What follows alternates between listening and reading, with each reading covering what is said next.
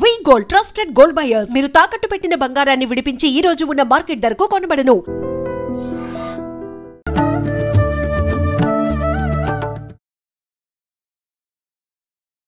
నమస్కారం, welcome to I dream. ధర్మ మార్గం విత్ విజిత కార్యక్రమానికి స్వాగతం. ప్రస్తుతం మనతో పాటు ఉన్నారు ప్రవీణ్ కుమార్ శర్మ గారు. ఇప్పుడు వారితో మాట్లాడి మరిన్ని మంచి మంచి విషయాలు తెలుసుకునే ప్రయత్నం చేద్దాం. నమస్కారం అండి. నమస్కారం అమ్మ, ఎలా ఉన్నారు? బాగున్నాను, మీరు ఎలా ఉన్నారు? తల్లి. సాధారణంగా మన సనాతన ధర్మంలో ఒక్కొక్క దానికి ఒక్కొక్క ప్రాధాన్యత అనేది ఉంది. ముఖ్యంగా యుగం గురించి కనుక మనం తీసుకుంటే, యుగానికి మన సనాతన ధర్మంలో ఎలాంటి ప్రాధాన్యత ఉందో వివరించండి.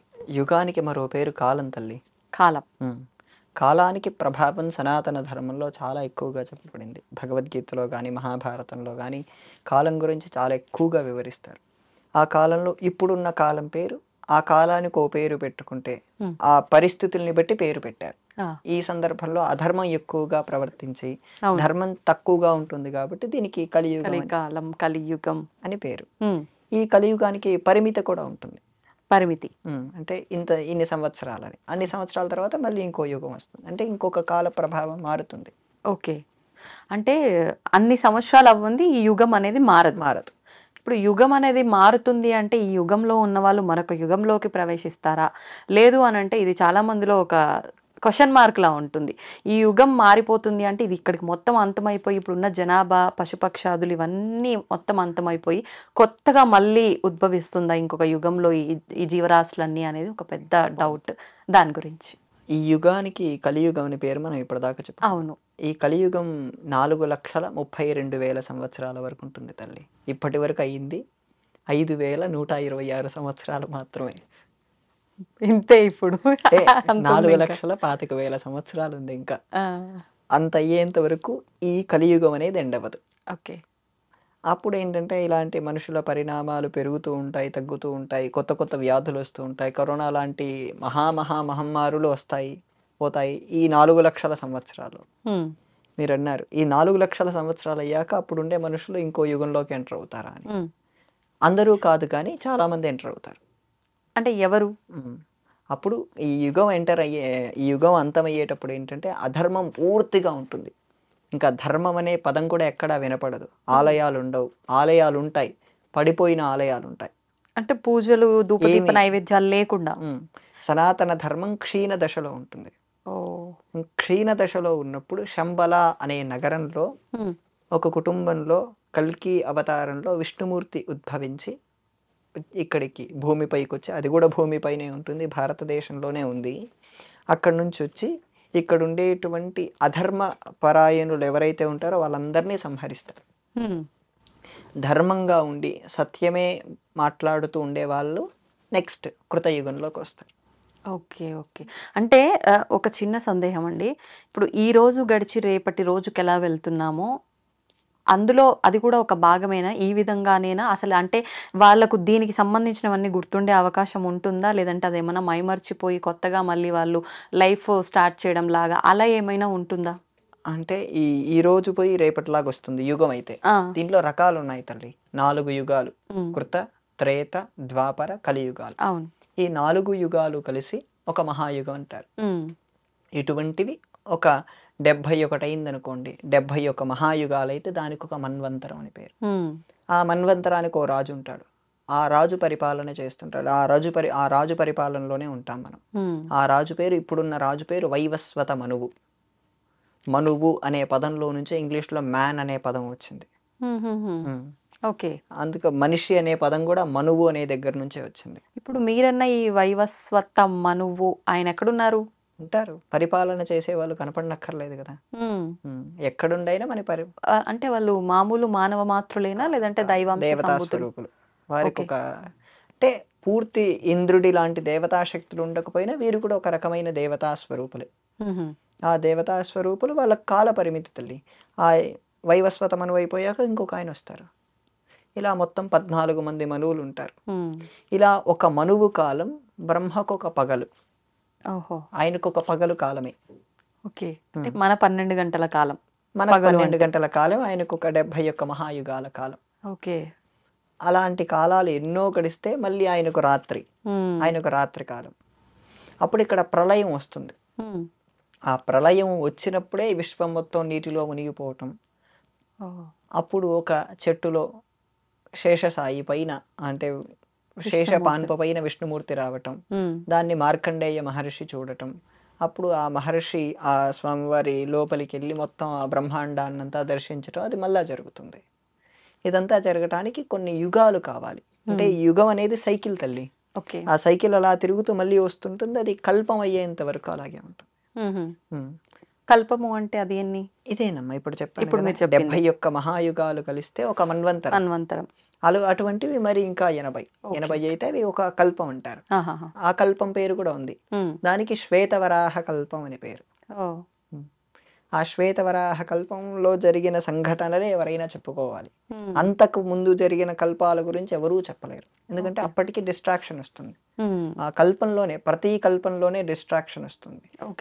మనం మీరు ఖచ్చితంగా ఓ మాట విని ఉంటారు, రామాయణాలు చాలా ఉంటాయని. ఒక్కొక్క రామాయణంలో ఒక్కొక్క రకమైన కథ ఉంటుందని.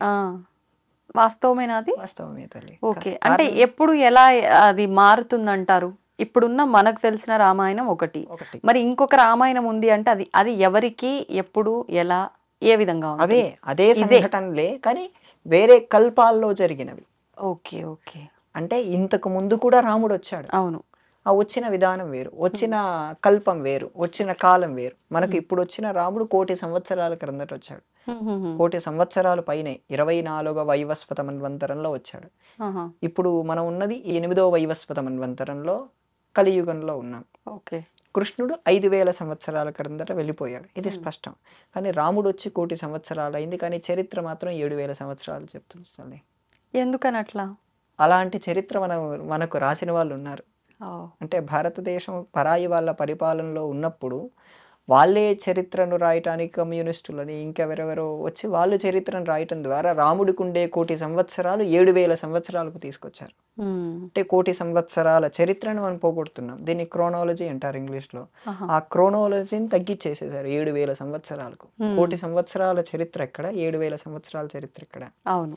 ఆ కాల ప్రభావాన్ని తగ్గించటంలో, ఎందుకంటే ఇదంతా 6,000 సంవత్సరాల చరిత్రను నమ్మించటం తల్లి. యాడమ్ అండ్ ఈవ్ అని ఒక కథ ఉంటుంది. ఆ కథని నమ్మించటం కోసం ప్రపంచంలో ఉండే అనేక మంది దాన్ని ప్రయత్నం చేస్తుంటారు, కానీ శాస్త్రవేత్తలు దాన్ని కుట్టేస్తూ ఉంటారు. ఓకే, ఇప్పుడు అంటే మీరన్న ప్రకారంగా చూస్తే కొంతమంది, ఇప్పుడు రాముడికి సంబంధించి మీరు చెప్పింది మనం అనుకుంటున్న సంవత్సరాలు కొంత అయితే, అసలు నిజమైనది ఇది అని చెప్పి మీరు చెప్పారు. వాస్తవానికి కొంతమంది మన సనాతన ధర్మం అన్న, మన హిందువుల గురించి రకరకాలుగా మాట్లాడుతుంటారు. అలాంటి వాళ్ళు ఇలాంటిది ఏదైనా చిన్న ఆధారం దొరికింది అని అంటే ఇదంతా ట్రాష్, చూసావా ఇది ఇక్కడే 2 రకాలుగా చెప్తున్నారు. ఇప్పుడు మీరన్న రామాయణం కానివ్వండి, రామాయణం, భాగవతం, ఇవన్నీ పురాణాలన్నీ కూడా మన ఉద్దేశం ప్రకారంగా కూడా మనకు ధర్మాన్ని, మన మానవ మనుగడ ముందుకెళ్ళడానికి ఒక మంచి సూచన. ఇవే ఒక్కొక్కరు ఒక్కొక్క రకంగా రాస్తారు, వ్యక్తిని బట్టి మారిపోతుంటుంది, ఇదంతా ఒక ట్రాష్ అని వేలెత్తి చూపించే వాళ్ళు కూడా ఉంటారు. మరి దీన్ని ఎలా తీసుకోవచ్చు అంటారు? చాలా ఈజీగా తీసుకోవచ్చు. మీరు స్కూల్లో చదువుకున్నప్పుడు డార్విన్ అనే సిద్ధాంతం గురించి చదివే ఉంటారు. డార్విన్ కోతి నుంచి మనిషి వచ్చాడని చెప్తారు. మరి అది కోతి నుంచి మనిషి వచ్చారనే మాట ఇప్పుడు ఎవరన్నా ఒప్పుకుంటారా? సైంటిస్టులు ఒప్పుకోవట్లేదు. అయితే దాంట్లో కూడా చాలా రకాలు ఉన్నాయి తల్లి. వాళ్ళు చేసే పనుల్లో, వాళ్ళు చెప్పే సిద్ధాంతాల్లో వాళ్ళకే తేడాలు వస్తున్నాయి. సనాతన ధర్మం దగ్గరకు వచ్చేసరికి వాళ్ళు 7,000 సంవత్సరాల చరిత్రను చూపించేసి మన దగ్గరున్న చరిత్రను ఒప్పుకోవట్లేదు, కానీ రామాయణం నిజం అంటున్నారు. అవును, రామాయణం నిజం అంటున్నారు, కానీ 7,000 సంవత్సరాలే అంటున్నారు. కానీ రామాయణం ఏం చెప్తుంది? ఇది 1,000,000 సంవత్సరాల క్రిందట జరిగింది అని వ్యాస మహర్షి స్పష్టంగా చెప్పాడు. అంటే మూలం అనేది ఒకటి ఉంటుంది, ఆ మూలం అక్కడ మొదలయ్యిందేమో, దాని తర్వాత ఇప్పుడు మీరన్నట్టుగా వ్యక్తిని బట్టి మార్పులు జరిగినట్టు అలా మార్పు జరిగి మనం అనుకుంటున్న 7,000 సంవత్సరాలు అయింది అనుకోవచ్చా? అలా అనుకున్నా, నేను అలా లెక్కేసే 1,000,000 సంవత్సరాలు చెప్పానమ్మా.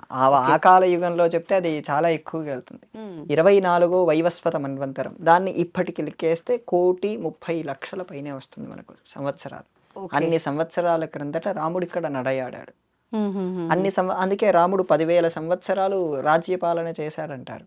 అంటే ఏది, సీతాదేవి రావణాసురుని దగ్గర నుంచి తీసుకొచ్చిన తర్వాత కూడా 10,000 సంవత్సరాలు పరిపాలన చేశారు. మనం ఈ మధ్యలో ఎప్పుడైనా చూడగలము, ఒక 5-6 లక్షల సంవత్సరాలు వెనక్కి వెళ్ళిన ఒక మనిషి 150 ఏళ్ళు బ్రతికుండటం చూడగలమా? లేదా 300 ఏళ్ళు బ్రతికుండడం చూడగలమా?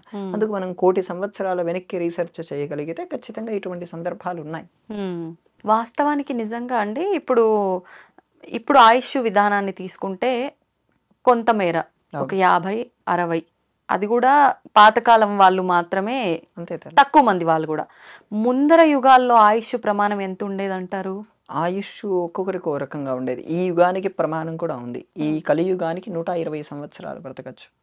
ఇంకా 120 సంవత్సరాల తర్వాత చనిపోవాలనే ఉద్దేశం కాదు, తర్వాత అంతవరకు అయితే ఖచ్చితంగా ఉంటారు. అందుకే శతమానం అనే పదానికి శతమానం భవతి అని కొన్ని మంత్రాలు ఉంటాయి. అవి దీవించేటప్పుడు శతం అనే పదానికి అనంతంగా అర్థం చెప్పారు. శతం అంటే 100 అని అర్థం. అప్పుడు 120 సంవత్సరాలు ఈ యుగానికి, ముందు యుగానికి 300 పైనే చెప్పారు. అందుకే కదా ద్వాపర యుగానికి కృష్ణుడు 125 ఏళ్ళు పైనే బ్రతికారు. కానీ వాళ్ళు దేవుళ్ళకి మరణం పుట్టుక అదే మీరు అక్కడ అయితే మీరు అప్పుడు పాండవుల్ని చూడండి. పాండవులు 125 సంవత్సరాల పైనే ఉన్నారు. కానీ 300 సంవత్సరాలు అన్నారు కదా, మరి ఎందుకని కనీసం అందులో సగభాగమైన? వాళ్ళకేంటంటే కృష్ణుడు వెళ్ళిపోయిన క్షణం నుంచి కలియుగం ప్రారంభమైంది. వాళ్ళకి కలియుగంలో ఉండటం ఇష్టం లేదు. వాళ్ళు స్వచ్ఛంద మరణాన్ని కోరుకొని స్వర్గానికి ప్రయాణం చేశారు. అంటే ఒకవేళ వాళ్ళు కంటిన్యూ అవ్వాలి అనుకుంటే మిగతా 150-180 సంవత్సరాలు ఇక్కడ కలియుగంలో కంటిన్యూ అవ్వచ్చా? వాళ్ళ ఆయుష్ ఇప్పుడు మనకు 120 ఏళ్ళు ఆయుష్ లిమిట్ ఉంది అంటే వాళ్ళకి అక్కడికే 300 సంవత్సరాలు ఉందన్నారు కదా ఆ యుగ ప్రమాణాన్ని బట్టి. ఆ యుగ ప్రమాణం అంతలే. ఈ యుగానికి కూడా కలియుగానికి 120 ఏళ్ళు ఉందని చెప్పి నేను 120 ఏళ్ళు బ్రతకలేను కదా. అర్థమైందా తల్లి? నాకు 20 ఏళ్ళు, నేను ఇంకా 100 ఏళ్ళు బ్రతుకుతాదనే క్లారిటీ నాకు ఉంటుందా? లేదు. ఆ యుగానికి వాల్యుయేషన్ ఎంతైనా ఉండొచ్చు. ఇప్పుడు మీకు మొబైల్ కి అన్లిమిటెడ్ ఇచ్చారు బ్యాలెన్స్, మీరు అన్లిమిటెడ్ వాడగలరా? మీకు ఎంత అవసరమో అంతే వాడతారు. ఎంత వరకు ఉందో, ఎంత ప్రాప్తం ఉందో అంతే వాడతారు. ఆ ప్రాప్తానికి మూలం కర్మ. మీరు ముందు జన్మల్లో ఎంత కర్మ చేస్తారో అంత జీవితం మీకు ఇక్కడ ఉంటుంది. ఓకే. అంటే మీరు అన్నదాన్ని బట్టి నేను అలా అడగాల్సి వచ్చిందనమాట. అంటే అక్కడికి ఆయన వెళ్ళిపోయిన తర్వాత వీళ్ళు ఇంకా వద్దు అనుకొని వాళ్ళంతా వాళ్ళు స్వచ్ఛంద మరణం అన్నారు కాబట్టి అంటే స్వర్గానికి వెళ్ళిపోయారు ప్రాణంతోనే, శరీరంతో. ఒక్కొక్కరు ఒక చోట పడిపోతూ వెళ్తారు. ఓకే. ద్రౌపది ఒక చోట పడిపోతుంది, భీముడు ఒక చోట పడిపోతాడు, నలుడు, సహదేవుడు, అర్జునుడు, చివరికి ఒక కుక్క, ఒక ధర్మరాజు మాత్రమే వెళ్తారు పైకి. మిగతా వాళ్ళందరూ శరీరాన్ని వదిలేసే వెళ్తారు. సశరీరంతో స్వర్గానికి వెళ్ళిన వారు ఒక్క ధర్మరాజు. ఓకే. ఓకే. మరి ఇప్పుడు మిగతా అంటే నార్మల్ సామాన్యుల పరిస్థితి? వాళ్ళు ధర్మంగా, మీరు ఇందాక అన్నారు ఒక మాట, ధర్మంగా ఉన్న వాళ్ళు మరుసటి యుగానికి కూడా ఉంటారు, కొంతమంది మాత్రమే అని చెప్పి. మరి ఆ ద్వాపర యుగంలో ధర్మంగా ఉండి కలియుగంలోకి ఎంటర్ అయిన వాళ్ళు ఎవరైనా ఉంటారంటారా? ఖచ్చితంగా ఉంటారు. సామాన్యులు కూడా ఉంటారు. కానీ ఏంటంటే ఆ సందర్భంలో విజృంభణ చాలా ఎక్కువగా జరుగుతుందండి. అవి తట్టుకొని నిలబడాలి. ఆ సందర్భం అంటే యుగ ప్రారంభంలో ఎలాంటివి అండి? కలి ఎంటర్ అయ్యేటప్పుడే భాగవతం రచింపబడింది. కలియుగం ప్రారంభం అయ్యేటప్పుడే అధర్మం ఎలా ఉంటుంది, ఆయన వస్తుండగానే మన కళ్ళ ముందే గోవుల్ని సంహరిస్తూ ఉంటారు, మనం దాన్ని ఆపలేము. అంటే అరాచకాలన్నీ ఏవేవి వద్దో అవన్నీ జరుగుతుంటాయి. అందులో మనం అప్పుడే యవనులు అని దాంట్లో భాగవతంలో కూడా చెప్తారు. యవనులు అనే వాళ్ళు ఎంటర్ అవుతారని. అప్పుడు భారతదేశానికి యవనులు వచ్చారు కదా. యవనులు అంటే తెలుసా? గ్రీస్ దేశస్తులు తల్లి. అరిస్టాటిల్ లేదా అంతకుముందు అలెగ్జాండర్, వీళ్ళందరూ యవన దేశస్తులే. సో వాళ్ళు ధర్మాన్ని దెబ్బతీయటం కోసం వస్తారని, వాళ్ళు ధర్మగ్లాని చేయటం కోసం వస్తారని దాంట్లో స్పష్టంగా ఉంది. ఆ ధర్మంగా బ్రతికేవాడు వేరే యుగంలోకి ఎంటర్ అవ్వాలనుకున్నప్పుడు ఖచ్చితంగా ఇంకా చాలా టైం ఉంది, 400 సంవత్సరాల పైనే ఉంది. ఇప్పుడు అంత అవకాశం ఉండకపోవచ్చు. 1000 మంది ఉన్నారనుకోండి, 1000 మందిలో ఒక్కరు వెళ్ళినా గొప్పే. ఎందుకంటే పరిస్థితులు ఎలా ఉంటాయి తల్లి. అప్పటికప్పుడే విపత్తులు వస్తాయి, అప్పటికప్పుడే దొంగలు ఇంటి పైన పడతారు. దొంగలు ఇంటి పైన పడినా ఏమాత్రం ధర్మం తప్పకుండా బ్రతకాలి. అటువంటి సందర్భాలు కొన్ని కఠినంగా ఉంటాయి. ఆ కఠినాన్ని తప్పుకుంటే ఖచ్చితంగా ఇంకో యుగానికి తప్పకుండా వెళ్తారు. ఓకే, ధన్యవాదాలండి. తవ్వుతూనే శివలింగం సరే దాన్ని అట్లా కప్పేసేయండి, చూపించదండి. మూర్తి పూజ కాదు, సాక్షాత్ బ్రజేంద్ర నందన భగవాన్ ఉన్నారు మూర్తిలో. ఏమీ ఆశించకుండా ఆరాధించే వాళ్ళు కూడా ఉన్నారా ప్రభుజీ? నిజమైన భక్తి అంటే మనకు తెలియదు కాబట్టి